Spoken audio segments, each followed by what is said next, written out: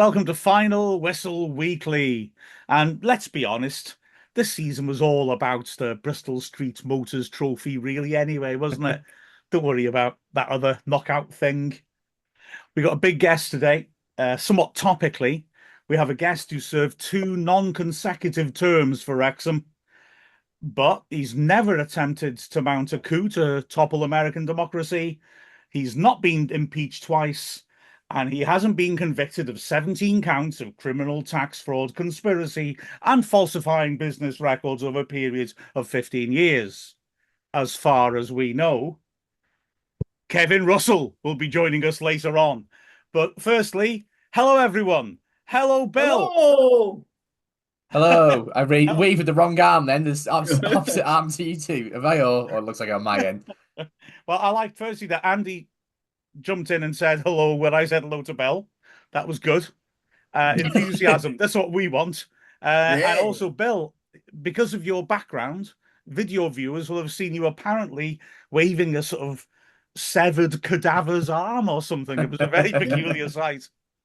Have we had a good week, notwithstanding the football? Yeah. Hasn't been bad. Hasn't been bad. But Good, good. Well, we can cheer up by talking about the women's team who were brilliant on Sunday. We'll talk about the Harrogate game as well. And then Rooster will come along and make everything better again. So, hello, everyone. This is Final Whistle Weekly.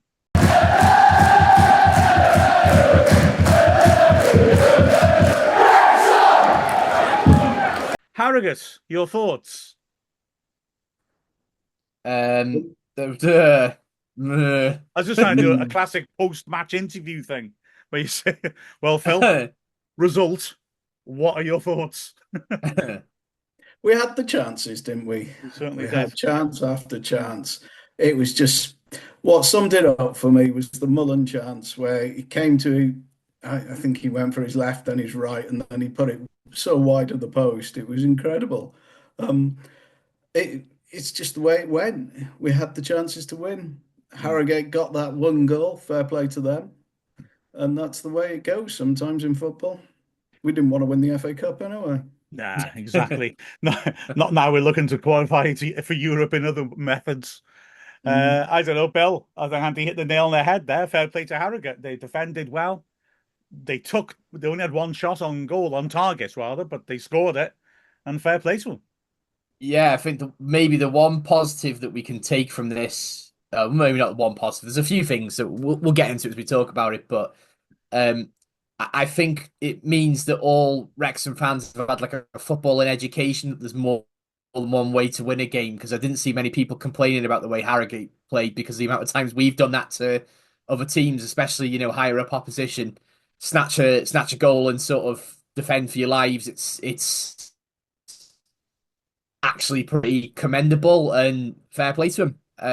I'm annoyed because we never seem to do well against them, but all credit to their players and their coaching staff. They did the number on us like we've turned around and said about a lot of other clubs in the past. So you've just got to lick your wounds and move on, haven't you, Andy?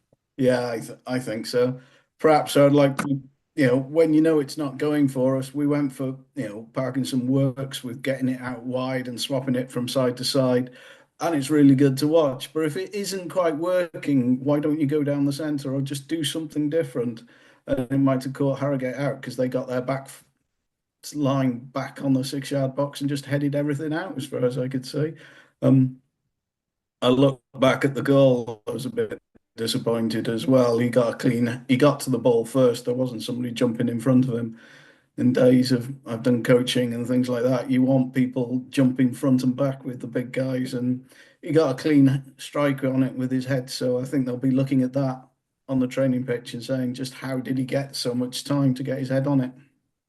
Yeah, but you're letting some poor goals from corners at the start of the season and then seem to have really ironed that out. But it looked to me like he was Revan's man and he just got a start on him, and Revan's like chasing after him, trying to grab his shirt, and just can't quite get tight enough to mark him as he would want to, doesn't he? But I'm going to take issue with you, Bill, on one small thing of what you said. I would argue that both Harrogate on Sunday and Wrexham in games like, well, Shrewsbury last season, I don't know if it's so much defending for your lives as defending really well. if you see what I mean. I mean, if the ball's coming in around Right, the yeah, 6 yard box, pretty yeah, much their centre backs were winning everything, as indeed we have done when we've sat back on our defensive block. So I know that's what you meant, but I just thought it'd be a smart aleck could yeah. jump in. And you forget to mention one big positive coming out of that defeat is that we'll all now get a free Saturday to do some shopping just before Christmas. And that's what football's all about, really, isn't it?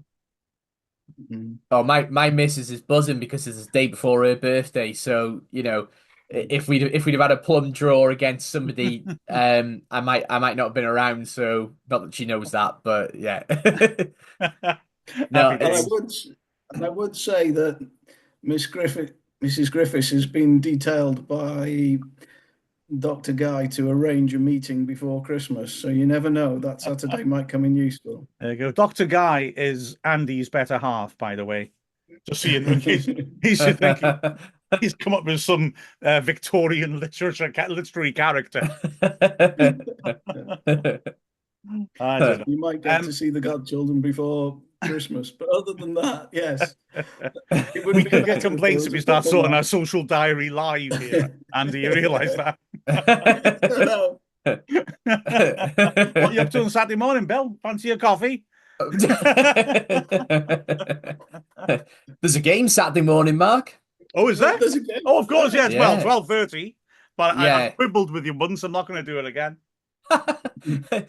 So technically, it's not Monday, but Monday? It's definitely not Monday. It's not the morning. Oh, this Harrogate game's done my head in. Yeah, I and I don't was give me so that I technically stuff. was. It's either more. It's a yes no question. Is it the morning? No. Never mind. Technically, well, I've been so sarky. I've frozen the connection. Well, it is technically the anyway. What do we feel about 12:30 kickoffs? Um, Sky have 12:30 given us so much kickoffs. money, we don't It's mind. it's a weird one for me, Andy, because I'm well, yeah. There's that.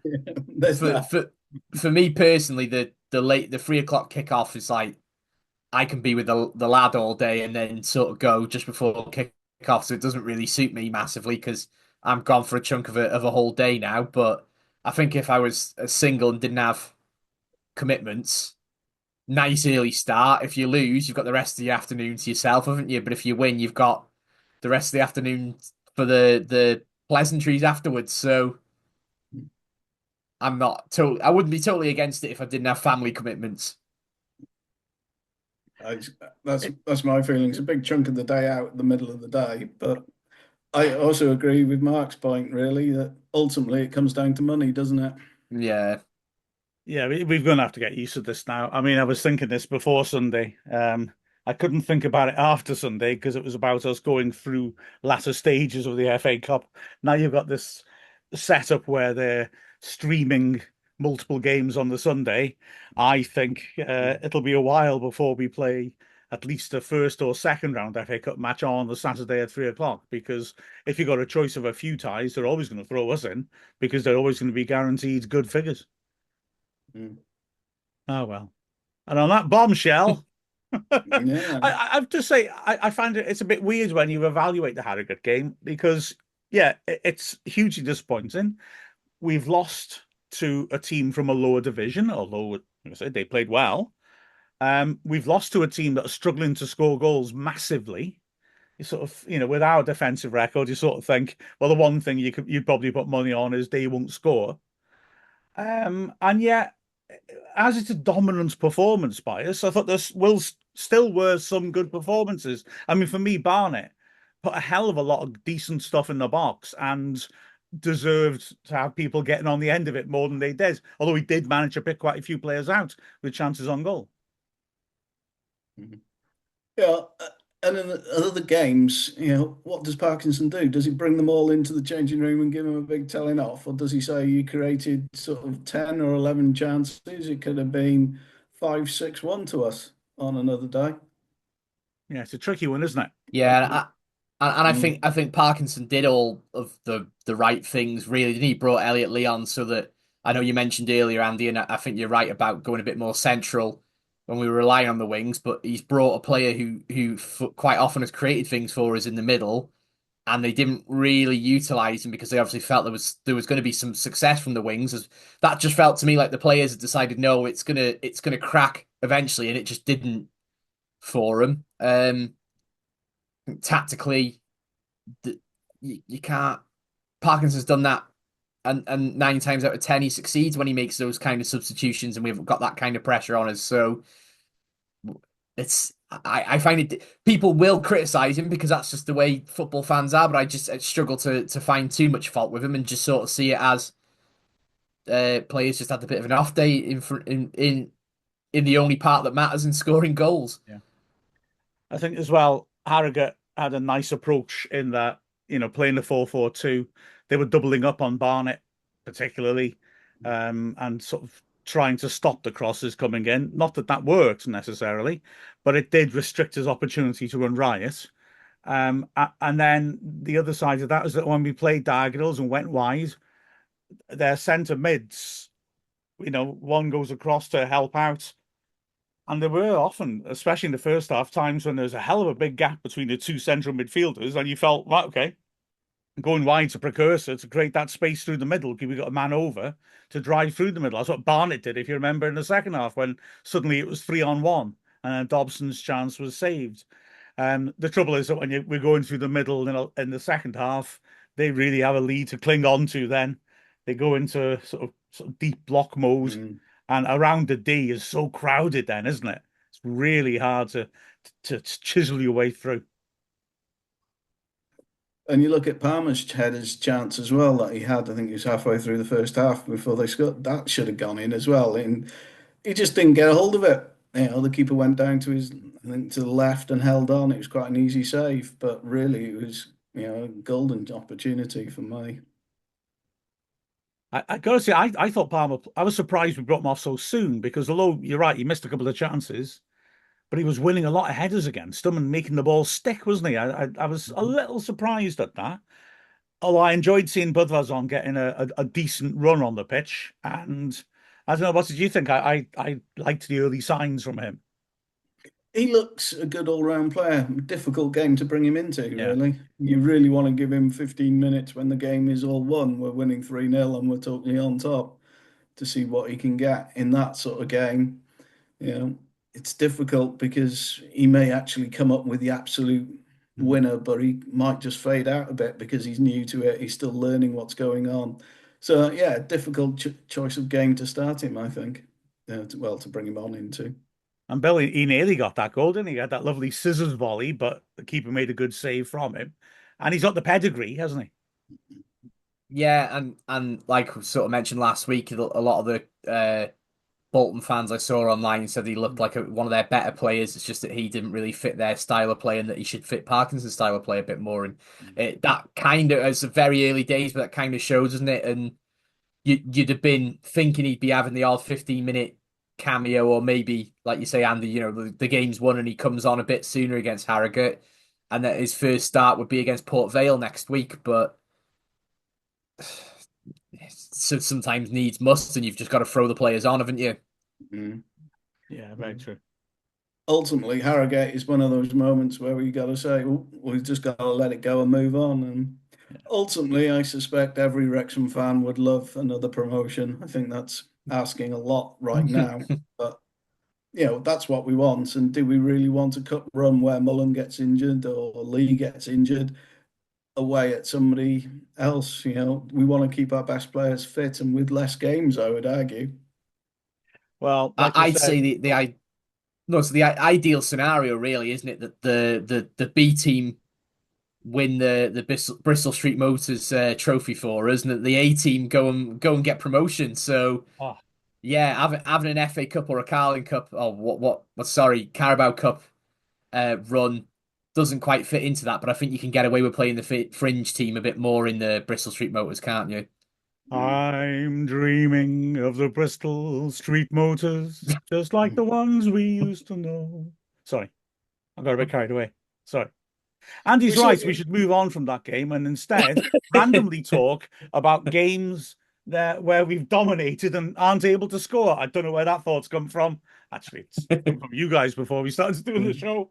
Um, do any games stand out for you as classic sort of why aren't we winning 6-0 matches? Then suddenly we get caught on the hop. That feels like an old Wrexham thing to do. I can get the ball rolling with Uncle Go on. Griff's bedtime stories. Um, I remember the first game of the season. I think it was like 96, something around then, and we went to Fulham, maybe slightly earlier. Oh, it was just so frustrating. We went to Fulham, and you're thinking, "Oh, this is tough. This boiling hot summer's day." Um, it was made memorable before that, well, at half time, because if you remember, well, a certain person who owned Fulham, who now has a different public image to what he had at the time, shall we say, used to bring on celebrity guests at half time. And he brought on, oh, what was his name? The Irish middleweight, super middleweight, Mike Collins, Steve Collins. Yeah, it was definitely Collins, wasn't it? I can't remember his Yeah. first name. And he came out at half time and essentially, so generally this didn't happen. Generally, when Michael Jackson, there's another person we may have to reevaluate. Um, when he comes out at halftime, I don't think he sort of haven't had a pop at the Exeter fans or whoever in the away end. But Collins asked all the Wrexham fans out for a fight, which I thought was kind of a little bit. You don't actually support Fulham, mate. Why are you doing that? He's there with a microphone. I take the lot of yous, and it was like, what? But anyway, that game sticks in my mind because we just could not score. It was crazy, and of course we let a goal in. Then we just kept the ball. Really nice passing football like that Flynn team played. I think. Oh, you know what? I think it was the transition because we sold Gary Bennett, and he scored quite a lot of goals, of course. Mm. And we used to play 4-4-2 then with Watkins supporting him and Connolly on the wing. And the start of the next season, we struggled for goals for about 6-7 weeks. And then uh, Flynn switched it to that lopsided 4-3-3 with Connolly on the left wing and nobody on the right wing, something which Kevin Russell was a key part of once he arrived. And suddenly the goals came. I remember very clear that the first game we did that was against Swindon at home. Swindon were top of the league, and we beat them 4-3. Connolly hat trick, if I recall correctly. And yeah, Connolly playing in attack, whereas he'd always played on the wing for us. But yeah, this was before that, where we played lovely football and just could not score and then lost 1-0. And I don't know, Andy, is it just me looking back inaccurately? It felt like we used to have quite a lot of games like that. That was why we just miss out on the playoffs. Games where we Yeah, looked great, but ended up 1-0 again Flynn or had a 0-0. very nice style of football and it looked very nice, but sometimes it just lacked that final crunch to get the goals. Yeah. Yeah, and that was that time. Except for the. Sorry, go on. Yeah, it's a long time ago now as well. But one game that comes to mind as well, I was thinking of the Tranmere game last season. I thought we were on top, and then they stole one very Oh late on. God, yeah. Mm. Yeah. I'll give you The less said nightmares. about that game, the better. They yeah, that and funnily enough, we played Harrogate. Was it the week after that? And it was or Yeah, it was around that period. it was. It was 0-0, wasn't it? But Yeah. yeah, another one that was just a difficult one to score a goal in. That was Um, Am I Tuesday, right in Saturday. That was. thinking? Am I right in was thinking yeah, Harrogate have knocked us out the cup twice now? Yes, yeah. they knocked us out of the first Parkinson's first season, but then they were Mm. in a higher division than us. Mm. And they've knocked us out the FA Trophy as well. We've never lost them in a league, but they've knocked us out of 3 different cup competitions. Grrr. And we've Girl, knocked yeah. them out of the cup as well. We played them a lot. We knocked them Mm. out when Akil Wright scored in a replay. So yeah, we constantly draw them in the cups. I think it's 4 times in 7 seasons we've drawn them in the cups now. So let's stop that habit by getting Mm. into the championship, and then Harrogate will have to make their way all the way up to the third round, and hopefully that will cut down the opportunities of that happening. My other tragic, dominating but letting in goals story, I know full well is a story nobody believes, but in the season we came bottom of the fourth divisions. That's what, 1991. Yeah. We draw Everton in the second round of the League Cup. We were magnificent. This is a poor Wrexham team. Obviously, finished bottom of the fourth division. But we had a young Chris Armstrong who was just about to leave, and we made so many chances. It was astonishing, but unfortunately, they had Neville Southall in goal, and he saved everything, just everything. And it was and let's be honest, difference between teams at the top end and the bottom end is quality of finishing. So probably those chances weren't struck as well as a top level striker would. But Southall just made save after save after save, and it felt like every time Everton went forwards, they scored, and we lost 5-0. We lost the second leg at Goodison 6-0, 11-0 on aggregate. We was robbed. I'm telling you. Southall was a hell of a keeper, though, wasn't he? Oh, He was God, yeah. The game that comes to mind that we were genuinely robbed in was the playoff quarter final against Eastleigh. What was that, 2018, 2019? My years sort of having a bit of a fuzzy memory of what year that was exactly, where we battered them for most of the game. We had a goal wrongly disallowed, and then they went and nicked it in extra time, didn't they? Yeah, they had, was it I think it was a volley from outside the area, wasn't it? It got Yeah, it was headed. absolute screamer, wasn't it? Yeah. Yeah, It was I just, remember that well because I wasn't there. I was oh, ahead of year, and it was the leaving ceremony in school of my year group. On the night of that match, I was absolutely gutted. I got up to make the speech at the start, and I waved what was supposed to be a ticket to the match, saying, "Thanks all of you for stopping me watching this big game." Uh, kept coming back to it throughout. And to be honest with you, driving home listening to the Wrexham player commentary after the ceremony had finished, I was thinking, God, I'm glad I wasn't there. I Yeah. really was glad. I hadn't been a lot that season for whatever reason. I can't even remember. It was like one of the first years for a while I hadn't had a season ticket because of money or whatever, and I couldn't find anyone to go with me because we'd gone on an incredibly bad run of form. We looked like we could have won the league that year, didn't we? And then Keats went, and it just all sort of spiraled. Nobody would come with me, so I dragged myself by myself, which I never do. Never go to the games by myself. And then when that ball just sailed in, I was like, yeah, that's why I came by myself, isn't it? Yeah, yeah, it's fantastic that was, goal, wasn't it? yeah. It was, yeah. Yeah, that was the season.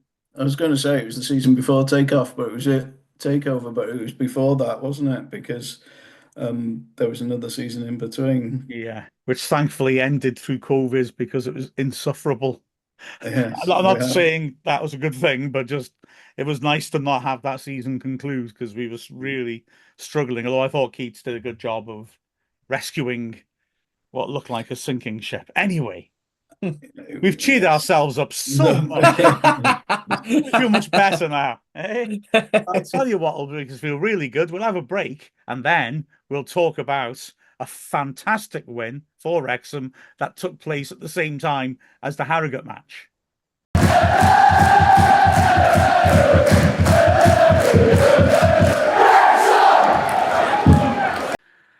All right, so let's look at the positive side of things. Wrexham's women needed a win on Sunday, and unlike the game before, when we needed a win, but the opposition wasn't very strong, we were playing the only unbeaten team in the league. And of course, what's the typical old Wrexham thing to do? Dominate games and not score, and then come up against a side that's flying and put in a brilliant performance. I think it's fair to say that's true, isn't it? Yeah. Well, it was brilliant. Beat them 3-0, 2-0 up early on. Frank, what, 2-0 up after about quarter of an hour? It could have easily been 5-0. And this time it wasn't the missing chances, which has been the problem for the women's team. It was just, yeah, we were just tearing into them, having good effort after good effort, and the dam broke. It ended up 3-0. And when you think, I mean, Britain Ferry battered us at their place and started like a steam engine. And we couldn't get out of our defensive third. They were pressing so hard, we couldn't pass out. We want to pass the ball out. Well, this time you think, oh, they're going to do that to us again. Didn't cross the halfway line for about 20 minutes. It was just beautiful. I tell you, it was. I was really sad I missed that game, and when I saw that it was panning out, and then how the Harrogate game was panning out, I promise you, I was even more sad that I'd missed it. It was a fantastic achievement, and it's just opened the season up a bit. We're still sixth, but we're 2 points off the top half now, and with big teams dropping points all over the shop. We just won three in a row. We got two cup ties now against lower division sides.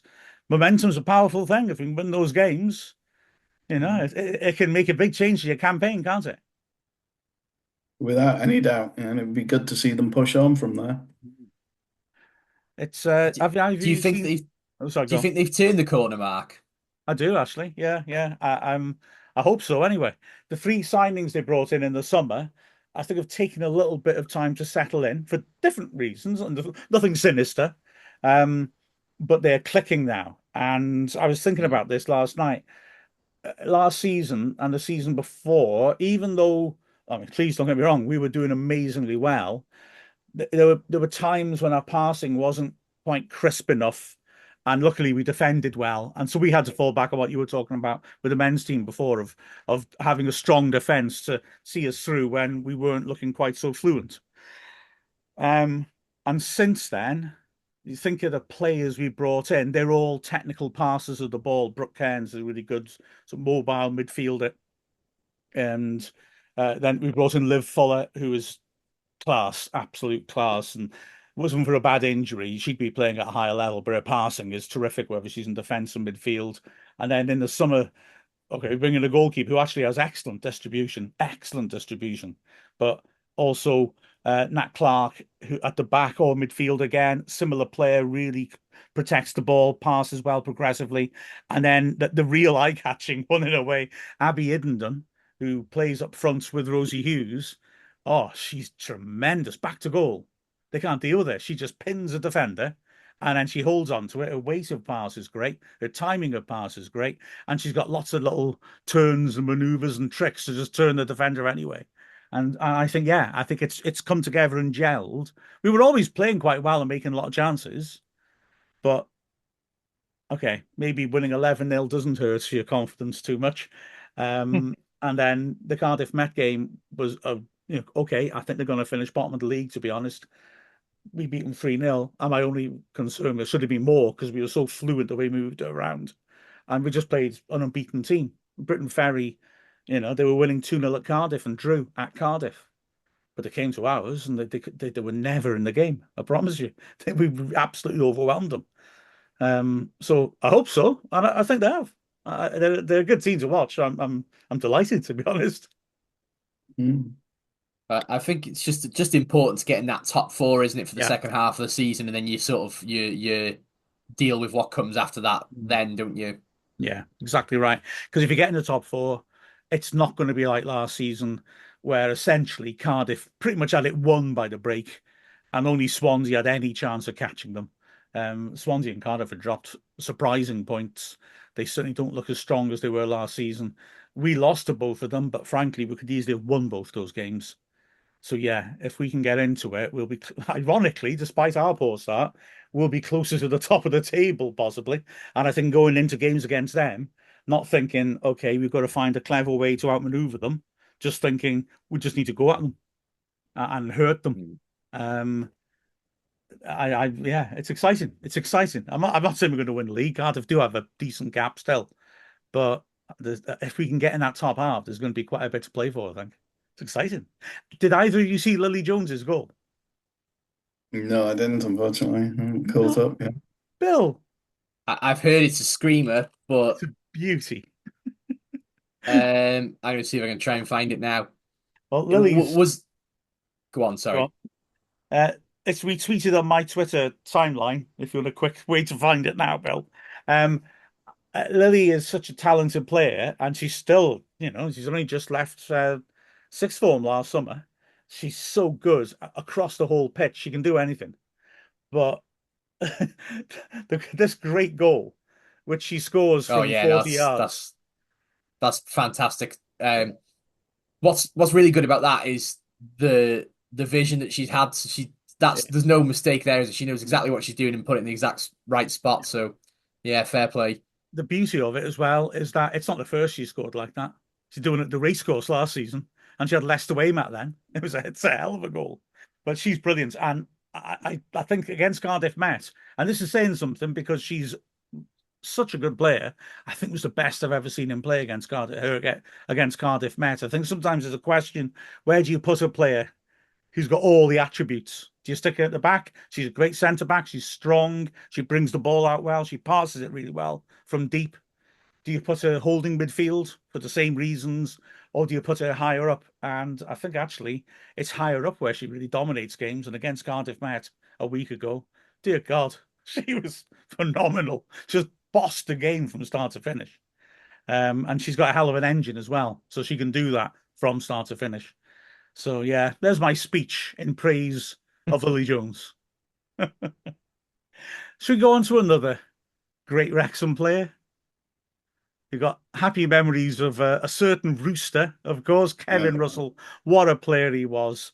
So caught up with him to chat about his maybe slightly neglected first session with Wrexham.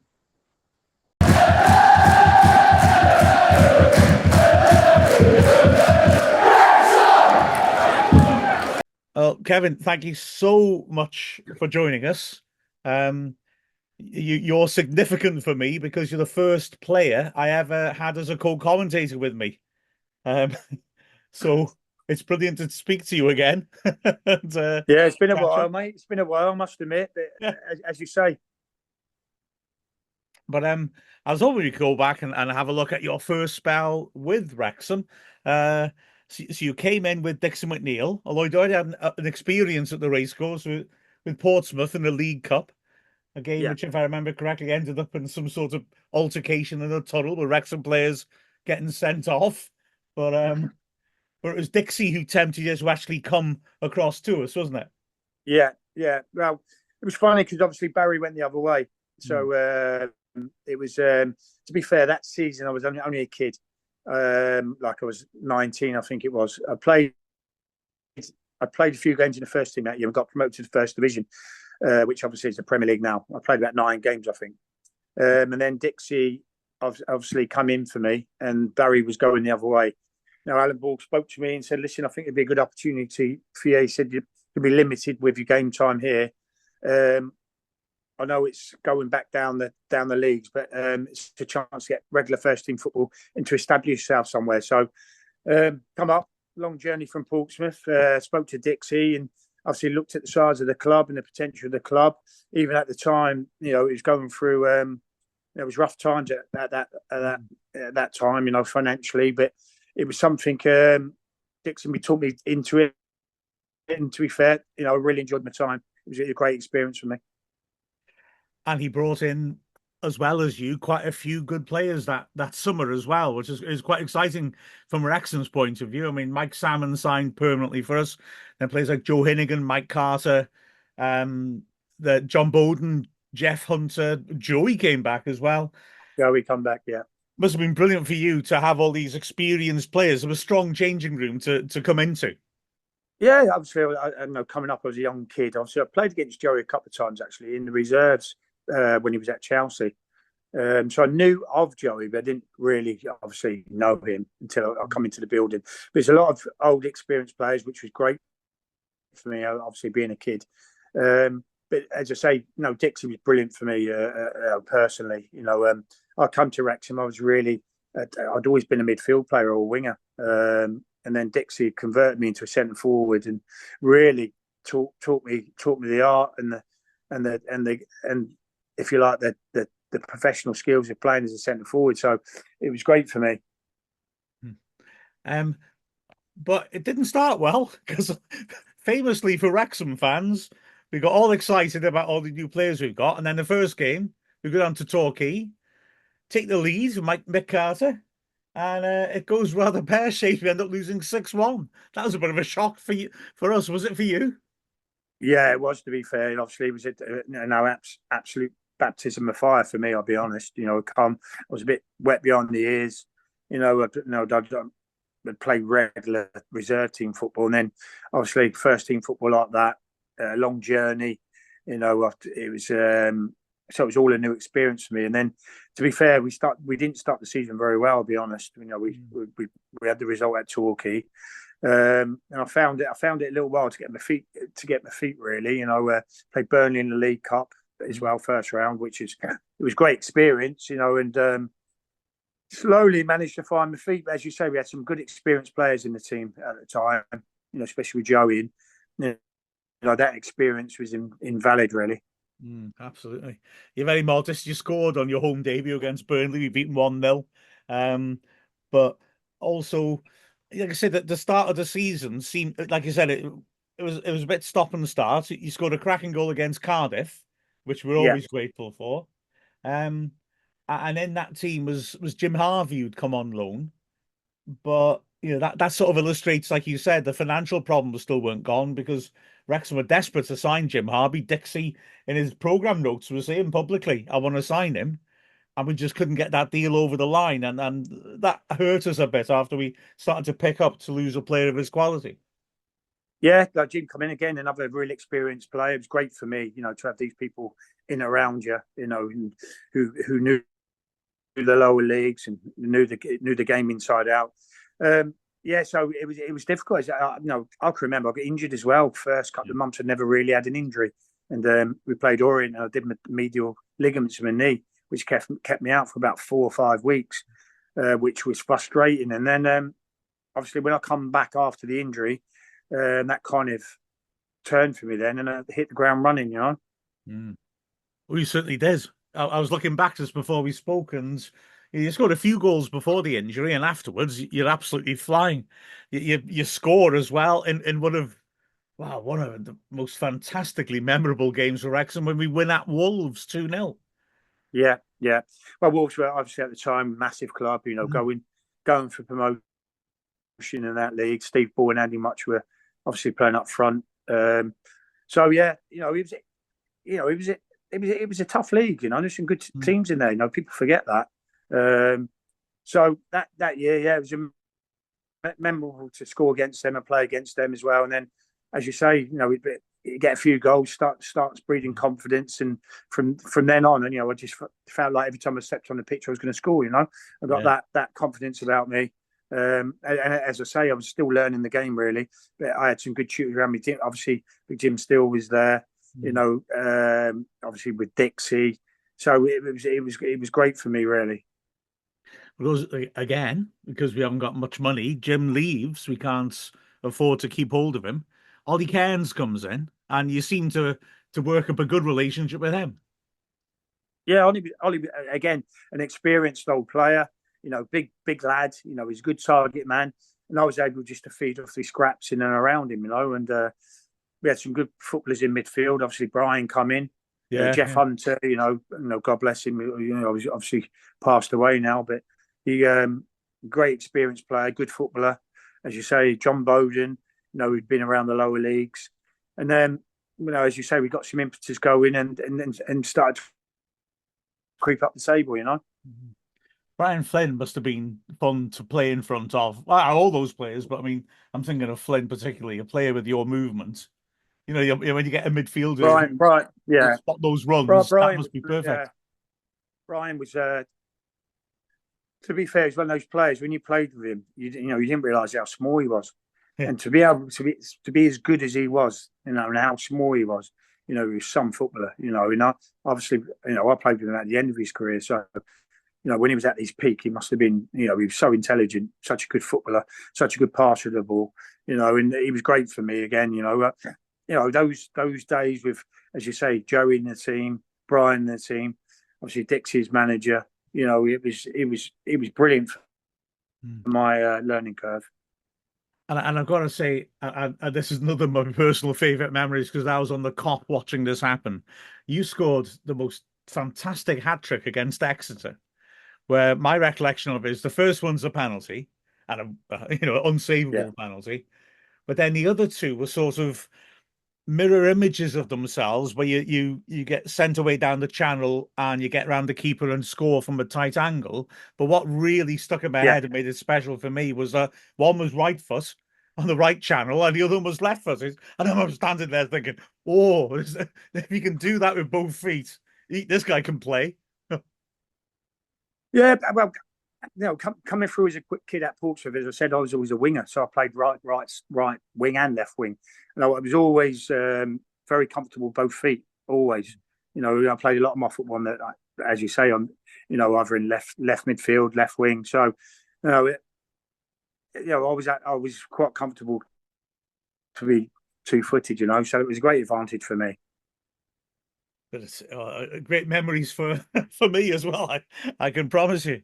And we it was weird because we actually managed to make a sort of late charge towards the playoffs. We didn't quite make it, but it was you felt maybe we had the foundations or something that we could build on. With that late finish showed we had something in the squad, I think. Yeah, 100%. As you say, winning breeds confidence. We started getting confidence, started winning games. As I said, we had some good players. Dixie, on the budget he had, he did a brilliant job in the players that he acquired. And there was a good balance of, if you like, experience and young lads. Obviously Roger Priest was there as well. Darren Wright. So we had a few young lads as well to blend in. So Neil Slafield was there. He was a little bit older. So it was a good blend, if you like. Absolutely. And I mean, it must have been sort of interesting working under Dixie. What was he like as a manager? I remember I've spoken to Steve Massey a couple of years ago, and he was saying he was quite shocked that Dixie would actually do video analysis. He'd somehow get videos of the games and look back at them. But he must have, it sounds the way you're speaking like he was a really good manager for you. Yeah, it was brilliant for me. He was tough. He was tough. He didn't hold any prisoners. When he was upset, he was upset. And I can remember some of the training days we used to do on a Tuesday. Probably the hardest things I've ever done. I'll be honest. Even to all the way through my career. Taking us up to Llangollen and run us up the hills, and up to Crow's Castle and stuff like that. So he was tough. But as I said before, for me, as a centre forward or as a winger, if you like, being turned into a centre forward, his experience and his nurturing was invaluable for me. I'll be honest. Just teaching you little different things and the dark arts of the game, if you like. But he was tough, but he was also a really good guy. Really good guy. And we got to the Welsh Cup final that year. I recall. I remember Brian Flynn scoring in the semi-final. I was a bit shocked by that, and you got the goal at the end that sent us through to the final at Kidderminster. Yes, yeah. So, those days, even when I come back the second time, that the Welsh Cup was always a big competition. It was a way to get back into Europe, so it was a really big competition. And then, obviously, as it went on, the prize pot that you won was quite a lot. And especially, obviously, when I come back the second time, when you looked when Brian was manager, it gives us a real good source of income. Yeah. Is that I may be wrong here, so I apologise for my memories playing tricks. But the final was Cardiff at Swansea. At Swansea, yeah. Was like the game that kicked off at 11:30, or was that like swelteringly hot? Yeah, it was a night kickoff, or right. late, like a 6-7 o'clock, if I can remember. I can remember about it. Obviously, it was at Swansea, so obviously Cardiff had a massive following there. We took a few, but nowhere near like Cardiff did. I think Cardiff got promotion that year as well, if I remember rightly. They had a good team, them Bolton, they were up there around the top of the table, They had some good old Warri characters as well, Cardiff, they were a strong team. But so that summer we bring in some more interesting players, don't we? I mean, Graham Cooper, Nigel Beaumont, Andy Thackeray. You got some really strong changing room characters in there, haven't we? Yeah, definitely. Like Andy was obviously around, same kind of age as me. Nigel was the same. Obviously, Graham was a bit older. He played at a decent level. So you could see the nucleus of the squad was changing, but it was getting stronger year by year. So that summer, obviously, we felt we ended the season so well the year before that we may have a chance of challenging the top end of the table. And I mean, Graham Cooper, I was chatting to him a couple of weeks ago about this, actually.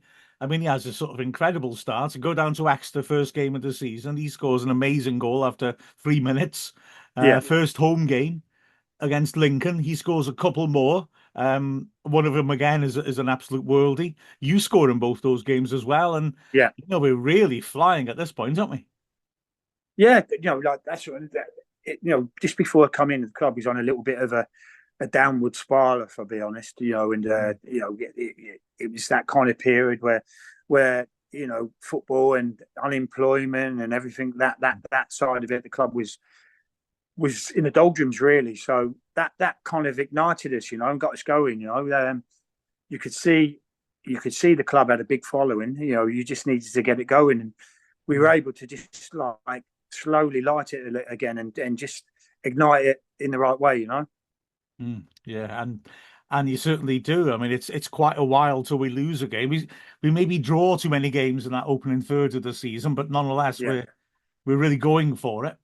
yeah. It was as you say, we're really hard to beat. I'll be honest. We had some good characters in the team. We had a real good bond between the lads. I'll be honest. Good team spirit, and it was. We got things going. It was our place to get a result. The racecourse. It become a real castle for us, if that makes sense. It was a hard game for teams to come to, hard place. And around like November time, we start really getting in amongst the results, and you're scoring goals. I gotta say, this is a bit of an odd one, but one of my favourite games I remember was we played Sheffield United in what Associate Yeah, Members Cup, whatever it's called then, and they yeah, were absolutely flying top of the table. They were the proper Harry Bassett long ball team, yeah. and you score a sort of in a last minute winner against them to knock them out of that competition. And I just really sticks in my head. I remember feeling so proud that we could, take down a team like that. Well, that's been, even to the today, it's always been a place, in cup competitions. Wrexham is a really hard place to get a result. It is, and even looking at it now, I was fortunate to go back there the other week. It's when the place is rocking, it's an intimidating stadium to play in, and the cup competitions, I was fortunate enough, to be in all those cup runs, some big cup runs, and when you get those runs in those cups, it's a really great place to play. To be fair, Wrexham is, it's an intimidating place for the opposition. Yeah, absolutely. Gosh, I mean, you'll have seen just the sort of volume we're getting now in matches too. It's quite scary. Never quite known it like that, to be honest. No, it's obviously obviously the new owners and Yeah. everything that's happening with the club is obviously brought that. I feel that they've been really clever where they've really jumped on the patriotism of the Welsh thing. Yeah. Really, really well. If you can remember, well, I remember when I was playing there. Both stints, if you like. They always had a big following, but it was always a big area for Man United fans, Liverpool fans, Everton fans.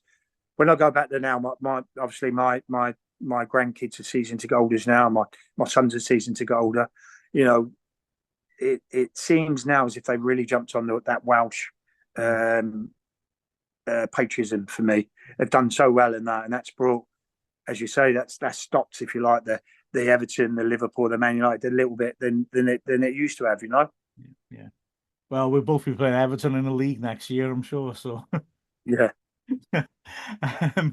Looking back at again at those, that season as well.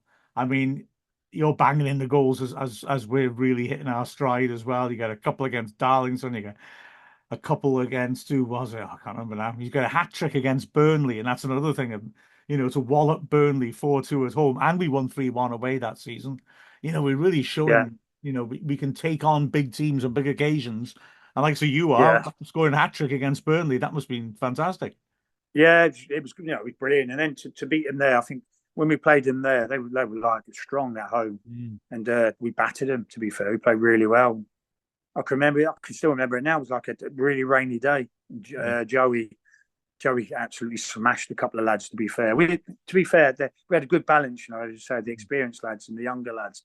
We had good energies about the team, but we also had a solid backbone. You know, yeah. So you know, and then obviously later on in the career, I ended up going to play for Burnley. So you know, I know it's like it's a tough, obviously tough stadium to play in as well. You know, it's big following. So, but we, you know, at that about around that time, then you know, we would have took anyone on then. You know, we were quite confident. You know.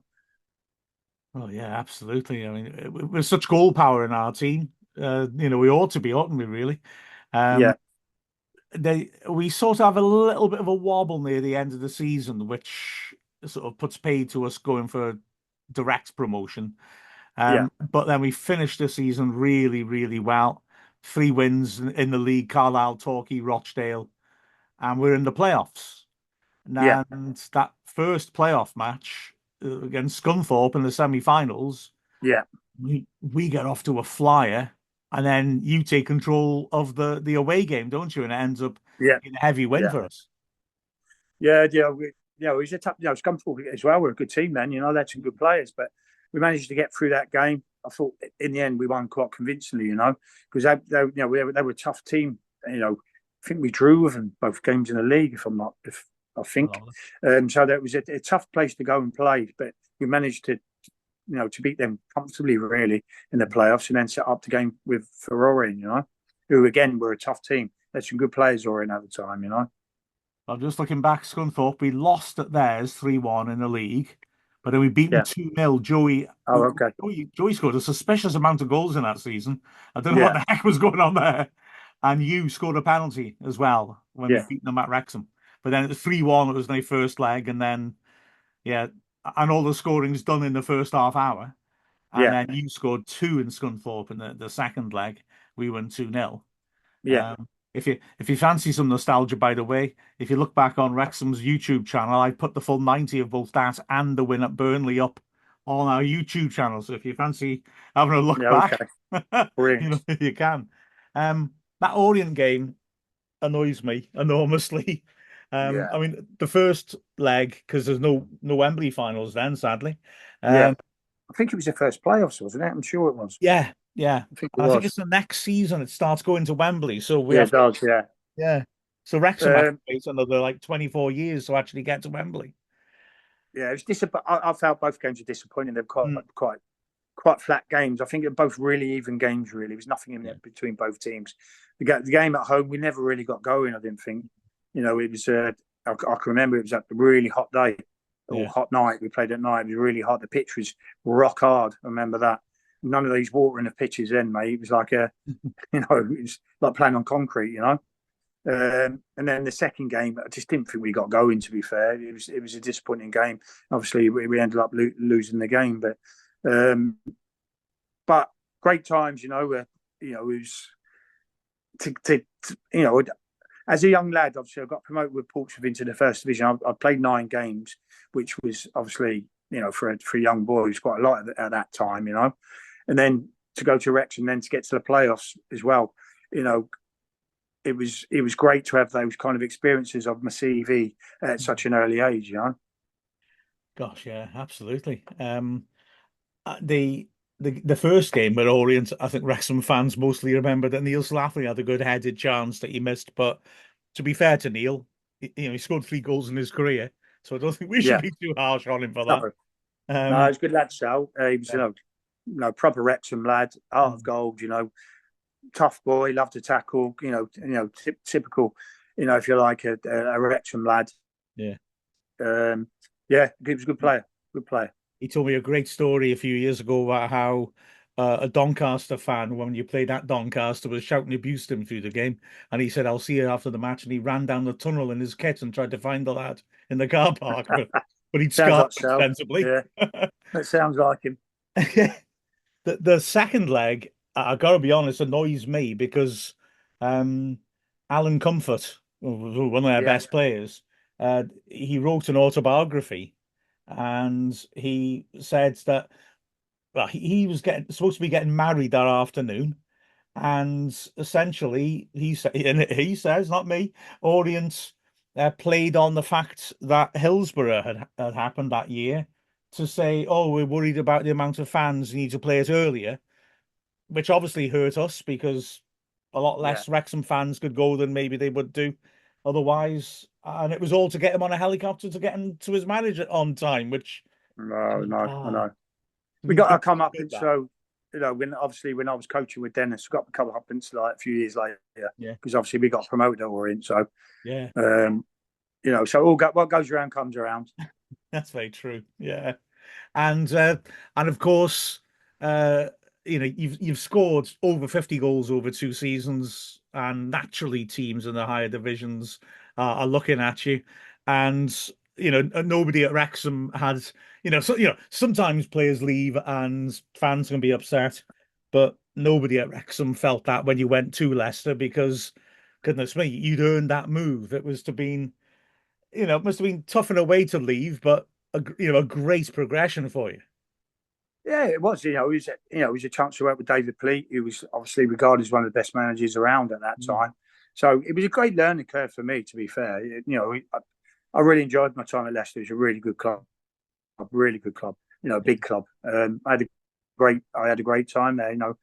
I was fortunate enough to do well there as well. I think throughout my career, as I can say now, I've got, obviously Wrexham's got a big part in my heart. Obviously, the kids, grew up there. I've lived there for a long time. Obviously, my grandkids still go back there now. And obviously to have gone through all the trauma with the club, with Gotham and everything else, and all that, and with Dennis, being able to coach there as well as play there. Obviously played there for a long time. With my second stint as well. It's a place that I hold very dearly. And it's great to see him doing so well now. Excellent. Oh, that's lovely to hear. Can I just say one last thing, as I meant to say earlier? For me, you were the fastest player I felt I'd seen with the ball at your feet. When I've you had could that. move I've had that. that ball at I've your had that a feet. few times. To be fair, Yeah. a few players I've played with over the years. My time at Stoke and Leicester, and obviously at Wrexham. A few players have said that to me. But then again, I suppose I was a winger as always as a kid. So yeah, I was able to have a good turn of pace with the ball. As you're saying, you go away and you go to different clubs, and hopefully you become a better player as you get older. You learn the game more, and you understand different positions more. I think apart from the back four, I think I've played every single position there is on the pitch for Wrexham. From left wing, right wing, centre forward, centre midfield, right midfield, left midfield. So I was lucky enough to play with some good people who were good nurturers and helped me along in all different ways of knowledge of the game, really. So, I was very fortunate. And Joey, he's one of the most humblest and greatest man in and out of football I've ever met. He was brilliant for me. He was a great teacher. Great teacher. Yeah. Oh, we all cherish Joey, and we really do. Goodness me. The other thing I was just going to mention to you was that a lot of your goals tended to be your pace would get you one-on-one with a keeper. And I always used to think that you were very smart in that you realized that fourth division keepers wouldn't stand up for a long time. They'd eventually start to go one the other. And as my recollections, an awful lot of your finishes are you go one-on-one and then you can just go for power, hit the top half of the net, and the keeper's cracks by then and is starting to anticipate. That was the way I sort of imagined it. I was wrong, was I?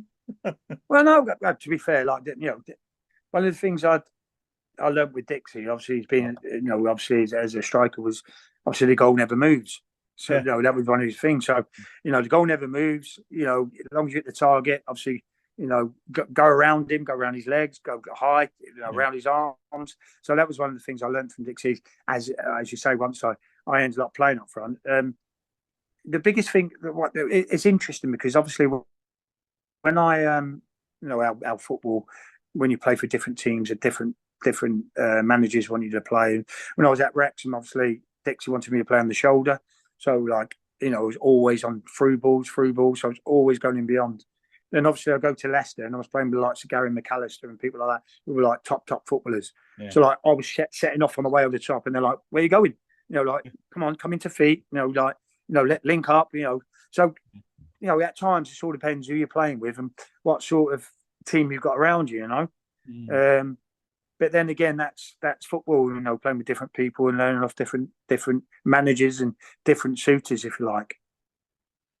Absolutely. And you always had the game smart to adapt, and that's been something that's been so obvious to us throughout your time with Wrexham, both spells. We'll leave it there if it's all right, Kevin, because I sort of wanted to, get a chance to chat to you in detail about that first spell, which I think people don't talk about as much. Yeah. But can I just say that was an absolute privilege and a pleasure. Thank you so much, Kevin, for that. No problem. And I like that. The goals never move. I'm going to get a T-shirt with that on it, I reckon. I like it. Okay. Brilliant, Mark. Good to speak to you.